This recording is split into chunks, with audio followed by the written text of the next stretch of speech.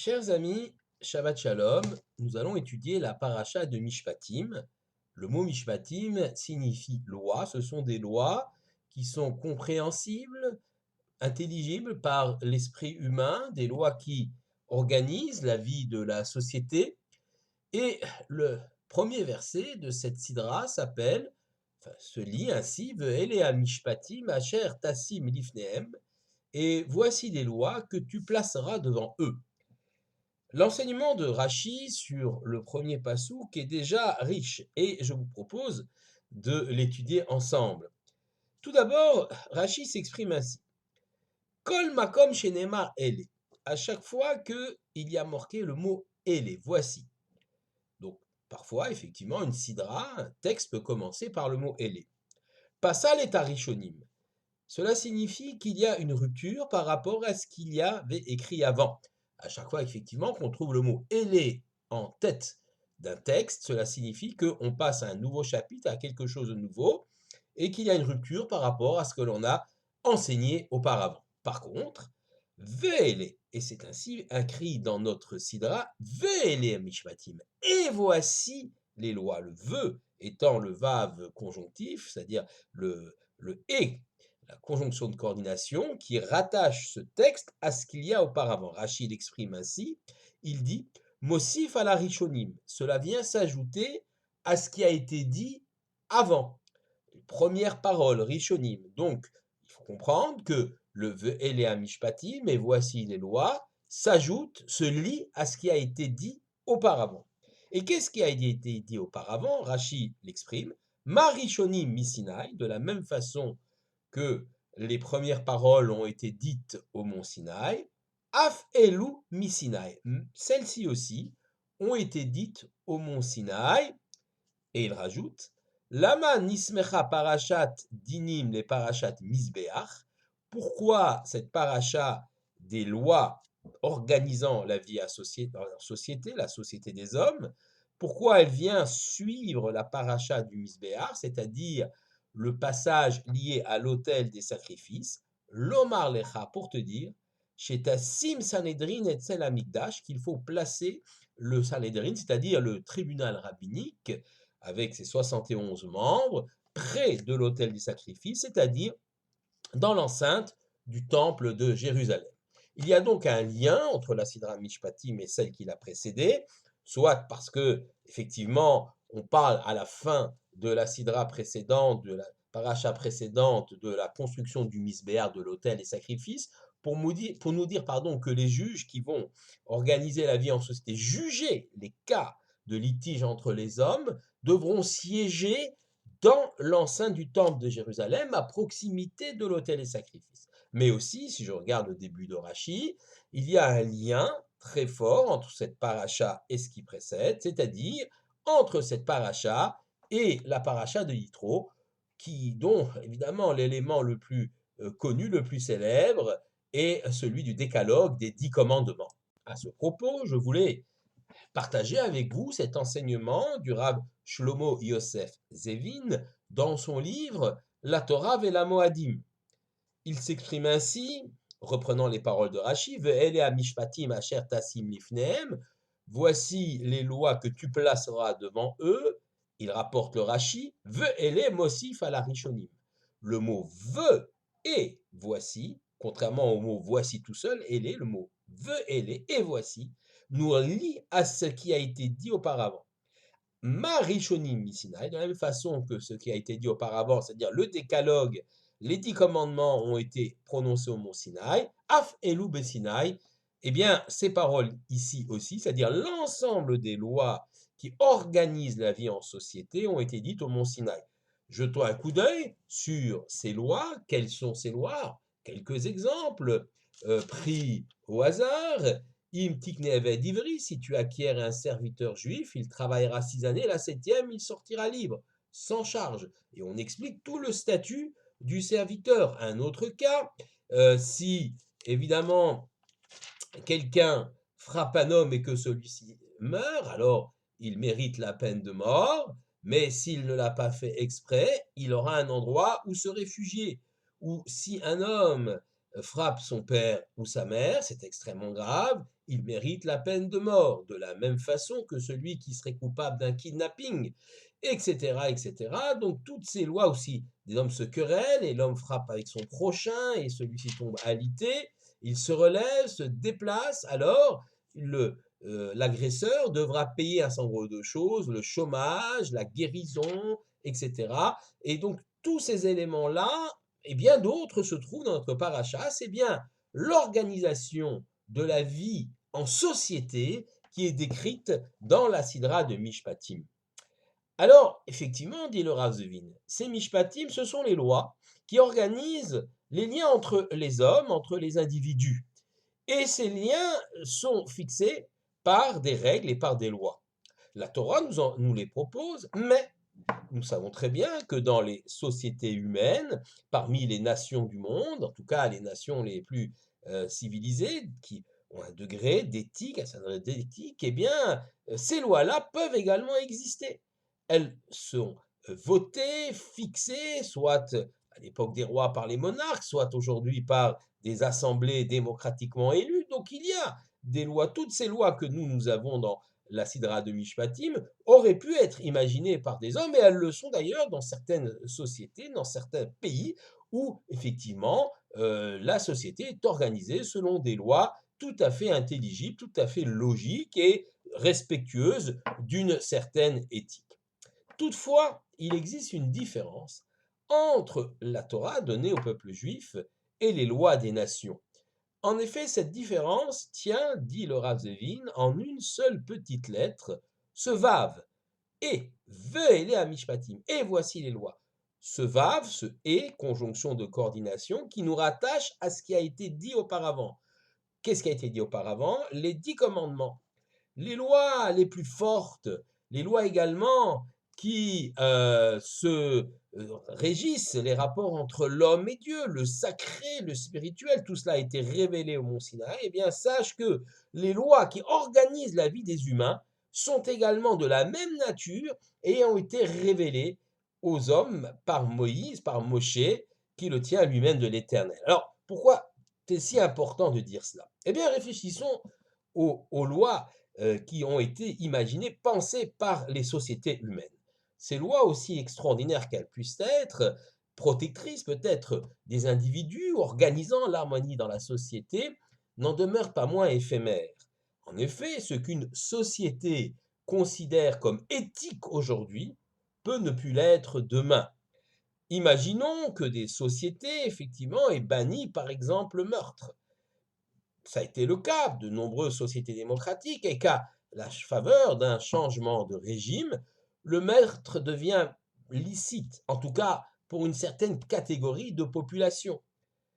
Imaginons, sachant par exemple que dans la Grèce antique, eh bien, évidemment, le meurtre était banni, le meurtre était quelque chose de répréhensible, mais dans la société des hommes libres, des Grecs libres, des Athéniens, pour Athènes, mais tuer un esclave revenait à casser un outil de travail et n'était pas punissable de la même façon que tuer un être humain dit libre. Plus récemment, les sociétés européennes ont imaginé des systèmes éthiques et de lois très sophistiqués, mais lorsque le régime a été renversé et que est venu un régime dictatorial, eh bien, ces lois ont été bannies, chassées. Imaginons que l'Allemagne, sachons que l'Allemagne d'avant la Seconde Guerre mondiale était une démocratie, la République de Weimar, et qu'à la faveur du changement de régime et de l'accession des nazis au pouvoir, non seulement le meurtre des Juifs, considérés comme des Untermenschen, des sous-hommes, a été donc autorisé, mais organisé par l'État lui-même. Et on voit bien que qu'une valeur aussi fondamentale que le respect de la vie humaine, l'otirtzach, eh bien, que cette valeur, eh bien, risque d'être balayée si elle a été instituée par des hommes, car d'autres hommes peuvent venir plus tard et complètement éliminer cette valeur-là, cette donnée éthique. Et c'est pourquoi, lorsque l'on dit que la Torah a été donnée au mont Sinaï, que les liens, les lois du rapport entre l'homme et Dieu viennent du mont Sinaï, mais aussi que toutes les lois de l'organisation de la société, les lois décrites dans Mishpatim, sont aussi originaires du mont Sinaï. Cela leur donne une valeur absolue. Si c'est l'Éternel qui a donné ces lois au peuple juif, et à travers le peuple juif, il y a évidemment une portée universelle vers l'humanité, ces lois ne souffrent pas d'exception. Ni dans le temps, une société ne peut pas, régime ne peut pas renverser, détruire ces lois, alors qu'il peut le faire si d'autres hommes avant les avaient imaginées, instituées, d'autres hommes arrivent et les balayent, mais lorsque ces lois sont absolues, elles s'imposent à tous, et j'allais dire aussi, elles s'imposent à tous au niveau de la géographie, au niveau de l'ensemble du monde. Si la valeur de respect de l'homme, l'interdiction du meurtre et la valeur absolue de respect de l'homme, mais cela est vrai aussi dans le domaine des mœurs, est quelque chose d'absolu, car il vient de la transcendance, il vient de l'éternel, alors aucun pays au monde ne peut dire: «Ah, mais vous savez, notre culture, notre histoire fait que chez nous, il n'y a pas de problématique à tuer d'autres ethnies, à massacrer ce que nous appelons des sous-hommes ou des gens qui n'ont pas le droit d'exister dans la société. La valeur absolue humaine s'impose à tous car elle vient d'au-delà des hommes, elle vient de la transcendance. Voilà comment effectivement on peut comprendre ce velé à Mishpatim. En effet, toutes ces lois-là, elles ne peuvent être abolies parce que des hommes sont venus et ont considéré qu'elles n'étaient plus à l'ordre du jour. C'est ça le sens et la force de Élé à Mishpatim, et voici donc les lois qui les rattachent à ce qu'il y avait donc précédemment. Poursuivons le Rashi, toujours sur le premier verset de Mishpatim. Asher tassim lifneem, que tu placeras, donc Dieu s'adresse à Moïse, tu prendras ces lois, tu les placeras lifneem devant eux, devant les béné Israël. Rashi, Amarlo à Kadosh Baruch le Moshe. Kadosh Baruch Hu, l'Éternel a dit à Moshe, Lot aliada techad, qui ne te vienne pas à l'esprit, l'Omar, en disant, Eshne lahem a perek ve'alacha bet ou gimel pe'amim, je vais leur enseigner les lois de façon simple en les répétant 2 ou 3 fois, Hachete Sedora Befiem, jusqu'à ce que ces paroles, ces lois soient habituelles dans leur bouche, c'est-à-dire qu'ils les connaissent par cœur. Et je ne vais pas me fatiguer, moi, Moïse, à leur expliquer la raison des choses, les tamé, c'est-à-dire les raisons effectivement de ces lois et de ces commandements. Ne fais pas ça, dit l'Éternel. Les karnema racher tassim lifneem, c'est pourquoi il est écrit tu placeras devant eux, le verbe tassim placera, c'est-à-dire qu'il faut les disposer, les organiser, et Rashi sort une expression intéressante que Shulchan Aruch ou Muchan Lechol Lifne Adam, comme une table dressée où les aliments seront prêts à être consommés par les hommes. En d'autres termes, ce que veut nous dire Rashi ici, il nous explique que Dieu dit à l'Éternel, voilà, tu vas expliquer les lois, toutes ces lois organisant la société, les lois de Mishpatim, mais ne t'avise pas simplement à les enseigner comme des lois dogmatiques qu'il faut connaître par cœur sans en comprendre et en pénétrer le sens, mais tu dois décortiquer ces lois, les analyser et les présenter, les enseigner de façon pédagogique pour que les enfants d'Israël les comprennent, les intègrent et les vivent encore mieux, comme une table dressée. L'expression table dressée est intéressante, c'est-à-dire que lorsque vous invitez des gens chez vous, vous leur servez des mets raffinés, délicats, des choses qui ont été travaillées par la cuisson, vous ne leur servez pas des pommes de terre crues à éplucher. Donc voilà ce terme de Shulchan Aruch, de la même façon pour les lois que tu dois présenter au Béné Israël, il faut effectivement les décortiquer, les analyser, les présenter de façon pédagogique, comme une belle table, une magnifique table dressée. Et c'est ainsi qu'effectivement, le terme Shulchan Aruch a été repris par Rabbi Yosef Karo.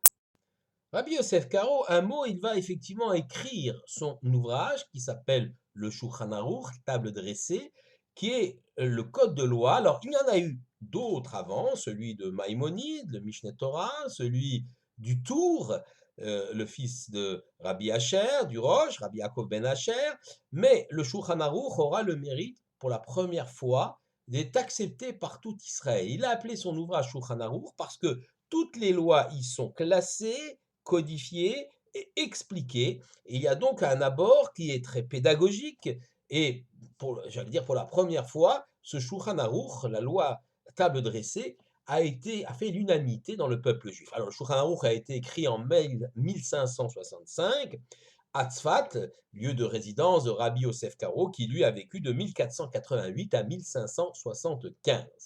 Alors permettez-moi quand même de conclure ce cours par une magnifique anecdote, celle de Rabbi Moshe Isserles, le fameux Réma, le décisionnaire ashkenaz à Cracovie. Le Réma a vécu de 1530 à 1572, donc c'est un contemporain de Rabbi Yosef Karo. Au moment où Rabbi Yosef Karo rédigeait le Shulchan Aroukh, la table dressée, le Réma était en train d'écrire son propre code de loi là-bas à Cracovie. Et puis, il a appris qu'un de ses contemporains, un très grand rave, écrivait un code de loi là-bas en Israël, en Eretz Israël. Il envoya un élève qui revint avec une copie de ce que Rabbi Yosef Karo avait écrit, c'est-à-dire le fameux Shulchan Aroukh, qui rassemble l'ensemble des lois concernant donc la loi, les lois juives pour le peuple juif, pour le peuple d'Israël. Et Rabbi Moshe Isserles, le Réma, à Cracovie, examine tout cela.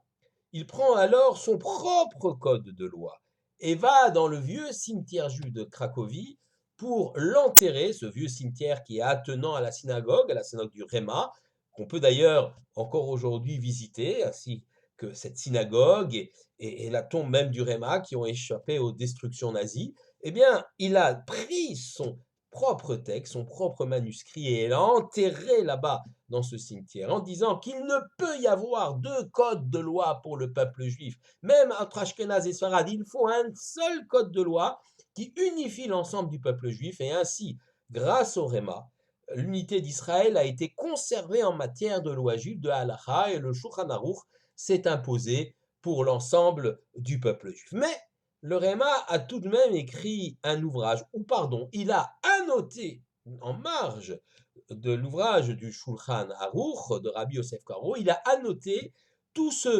les cas, toutes les décisions dans lesquelles il était en désaccord, ou alors les règles plus particulières au monde ashkenaz, comme il dit, dans nos pays, Medinateinu, dans nos pays, et il a ajouté son texte, le texte du Réma, du Rabbi Moshe Isserles, il l'a surnommé Amapa, la nappe qui vient simplement couvrir la table, le Shulchan Aroukh. La table est dressée, c'est l'essentiel du code de loi, et le Réma n'a ajouté qu'une nappe.